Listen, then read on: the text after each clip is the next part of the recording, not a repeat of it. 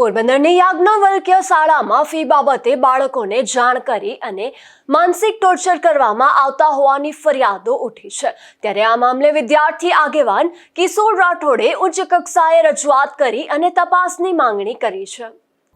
એને લઈ અને સરકાર દ્વારા પણ એક પરિપત્ર છે કે કોઈ પણ વિદ્યાર્થીઓને કોઈ પણ જાતનું દબાણ કરવામાં ન આવે અને કોઈ પણ વિદ્યાર્થીને કોઈ ટોર્ચરિંગ કરવામાં ન આવે અને એમને કોઈ પણ સમય આપવામાં આવે અથવા તો વિદ્યાર્થી પાસે જે વાલીઓ હોય જેની એક લેખિત લઈ લેવામાં આવે જેથી કરીને કોઈ સ્કૂલોને પણ તકલીફ હોય ફીને લઈ કે આ વાલીઓ ફી નહીં ભરે તો તેમનો પણ એક નિકાલ થઈ શકે। પરંતુ ગઈકાલે એવી વાત મળી છે કે વાલીએ અમને ફરિયાદ કરી છે। એ વાલીઓને ફરિયાદને આધારે એવું અમને જાણવા મળેલું છે કે પોરબંદરની જે સીબીએસઈ સ્કૂલ જે યાજ્ઞવલ્ક્ય છે તે સ્કૂલના ઓફિસમાં બાળકોને બોલાવી અને પ્રેશરાઇઝ કરવામાં આવે છે કે તમે ફી ભરશો તો તમને ભણવામાં આવશે।